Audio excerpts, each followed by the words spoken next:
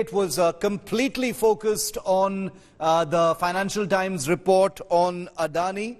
The allegations in that report were detailed by Rahul Gandhi, and he says at the very least a joint parliamentary committee investigation needs to happen. It's also questioned why the Prime Minister has been silent on the Adani issue since the Hindenburg report that came out earlier this year as well.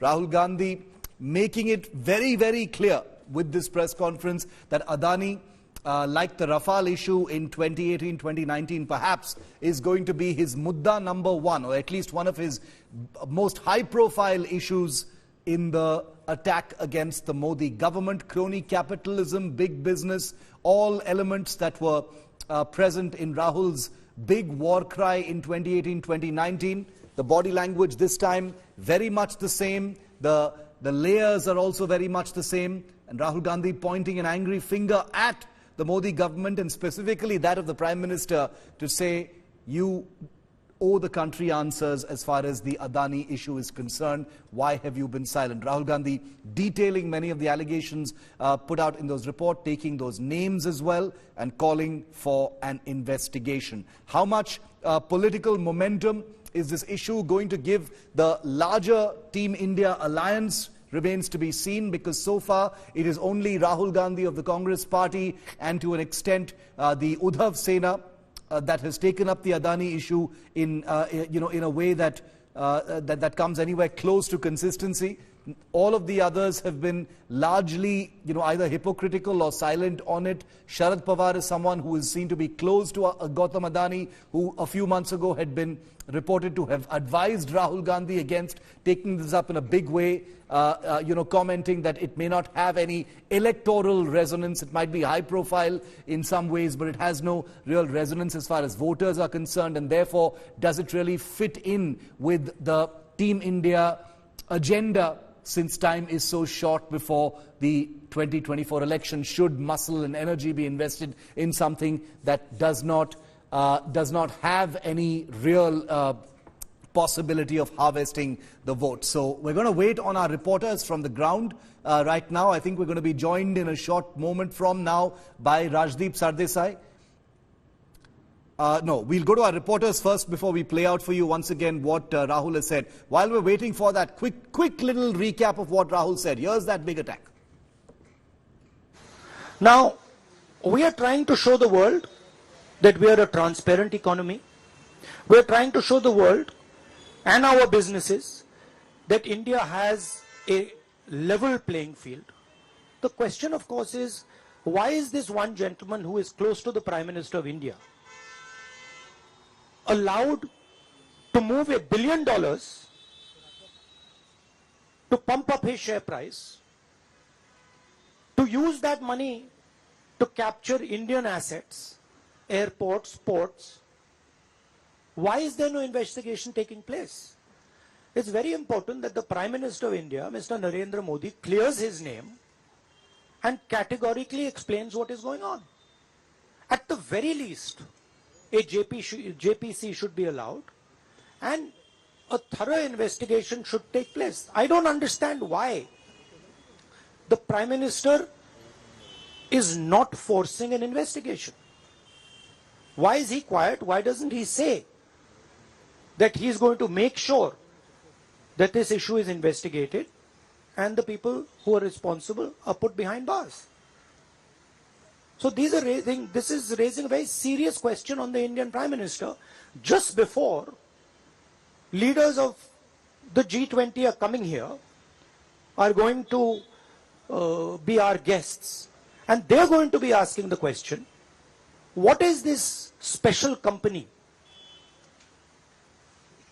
This company that is owned by a gentleman close to the Prime. I want to quickly go across to India today. Sahil Joshi and Saurabh Vakhtania are both reporting on this story. Sahil, Rahul Gandhi, dedicating that entire press conference to the Adani issue and nothing else at all. Many familiar things being said as well. What did you think of it? Do you think that Adani could become a very big issue? The Team India alliance is about to meet.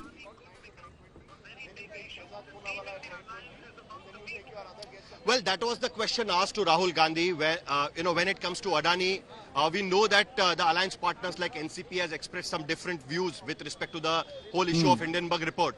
But the three major financial newspapers coming up with a story with respect to the Adani investment definitely pushed Congress to have a press conference today.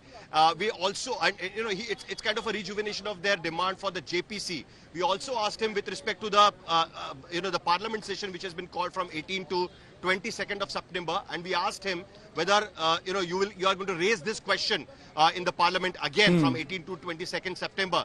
He said that our demand for JPC is going to be primary, and that is what we are going to raise. We also asked him with respect to the Supreme Court hearing, because the Constitutional Bench is already hearing the Hindenburg report issue, and have asked SEBI to submit their report. SEBI has asked for more time, and there is a postponement of the hearing, the media report suggests. With respect to that, Rahul Gandhi is pushing for JPC once again. And what I hear is that before taking this press conference, the Congress has already communicated to the alliance partners like Shiv Sena, even NCP. All the leaders were present inside the Hyatt Hotel at this point. Shiv, I have Rajdeep Sardesai also with me. Rajdeep, you were also there in the press conference. Is it an old wine in the new bottle? Because again, the Adani issue has been wrecked up. The same points, even the reports are new. The new names have come up. Chinese national's name has come forward. But rest of the things which Hindenburg report has already mentioned have again come up. You think that the Congress is going to pull this like the last time they tried to push the Rafale issue? You think that the Adani issue is going to take a center stage in the India Alliance meeting? I think we have to separate the two issues aside. India Alliance meeting is largely about how does the India Alliance move forward, because time is running out for them. But they have to finalize what issues they are going to pick up. So the issues that they are going to pick up, I think, are separate to Rahul Gandhi, who is running in a way a campaign on the issue of alleged links between Prime Minister Modi, Gautam Adani and offshore funds which are allegedly coming into the country. This report, Rahul Gandhi believes, has strengthened his case. The fact is that some of the names and details that are coming out have naturally led to speculation globally. These are huge papers, Financial Times, Guardian. So Rahul Gandhi in a way is almost, this is Rahul Gandhi's crusade. As we've seen in Parliament and outside Parliament, he's determined to take this on. I don't see the other allies being as enthusiastic about taking out. No, but the interesting point is when it came to the Delhi Ordinance Bill, all the alliance partners started talking in the same language. Whereas after this particular report, other than Aam Aadmi Party, no one has come forward and picked up this particular issue. Why Rahul Gandhi is pushing for this issue? Will this become an issue of contention within the India Alliance partners? Because even the last time in 2019, the Rafale issue was not liked by most of the alliance partners. It didn't click with the people. Do you think that because Rahul Gandhi is pushing for, because it happened, the press conference was supposed to happen in the Congress office. It happened at the venue where the India Alliance partners are going to have a dinner after some time. Do you think that will create a problem in future?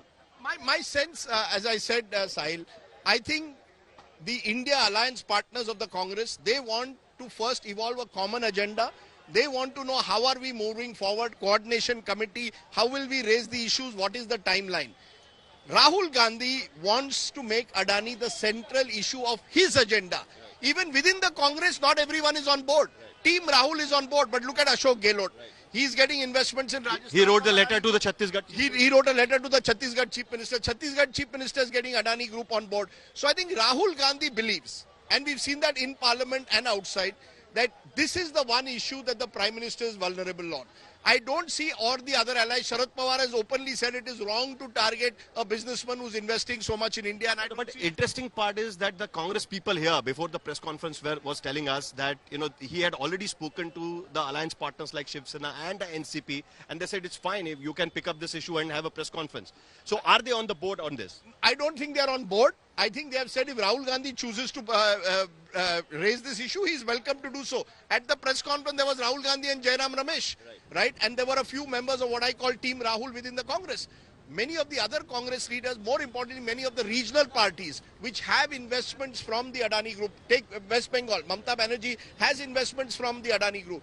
They feel that Adani Group issue is not the central issue for them this time. Not for the election campaign. Not for the election campaign. They say India Alliance is about how do you craft an election to fight against Mr. Modi in 2024.